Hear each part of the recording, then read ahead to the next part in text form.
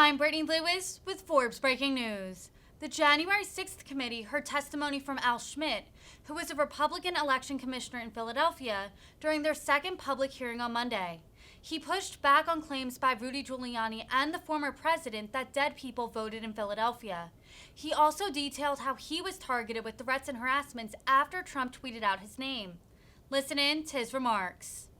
Today, who has detailed knowledge about the election process in Philadelphia.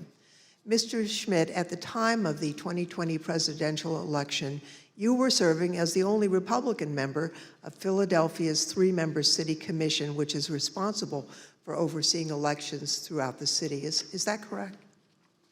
That's correct, Congressperson. So President Trump made numerous claims regarding fraudulent voting practices in Philadelphia, including the claim that dead people were voting. In fact, Mr. Giuliani told Pennsylvania state legislators that 8,000 dead people voted in Pennsylvania. You investigated those claims of voter fraud. Can you tell us what you found? Not only was there not evidence of 8,000 dead voters voting in Pennsylvania, there wasn't evidence of 8. We took seriously every case that was referred to us, no matter how fantastical, no matter how absurd, and took every one of those seriously, including these. As it turns out, even Mr. Trump's campaign lawyers knew that the dead voter claims weren't valid. I guess the crooks in Philadelphia are disappointed in this. They only submitted 8,021 ballots from dead people. Mail-in ballots for dead people. Probably easier for dead people to submit mail-in ballots than it is to vote in person. Rudy was, at this stage of his life, in the same ability to manage things at this level or not. And obviously, I think Bernie Kerik publicly said it. They never proved the allegations that they were making, and they were trying to develop.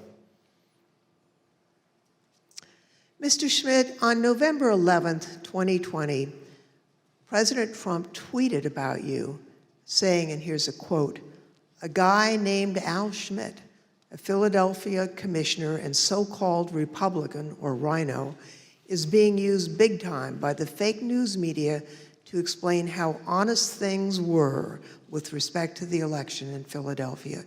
He refuses to look at a mountain of corruption, dishonesty. We win." As a result of that tweet and the CNN interview you gave where you stated the dead voter claims in Pennsylvania were false, you and your staff were subjected to disturbing threats. Can you tell us about that? The threats prior to that tweet, and on some level it feels almost silly to talk about a tweet, but we can really see the impact that they have, because prior to that, the threats were pretty general in nature. Corrupt election officials in Philadelphia are going to get what's coming to them. You're what the Second Amendment is for. You're walking into the lion's den, all sorts of things like that. After the president tweeted at me by name, calling me out the way that he did, the threats became much more specific, much more graphic, and included not just me by name, but included members of my family by name, their ages, our address, pictures of our home, just every bit of detail that you could imagine. That was what changed with that tweet. Behind me are redacted threats that you received, that you provided to the committee. Now, we redacted portions of the text to protect your family.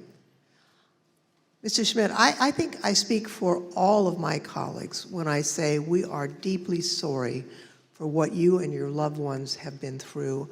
And I also want to thank you for your service to your country and for standing up for the rule of law. I want to thank both Mr. Pack and Mr. Schmidt for their service, their testimony, and for standing up for the rule of law.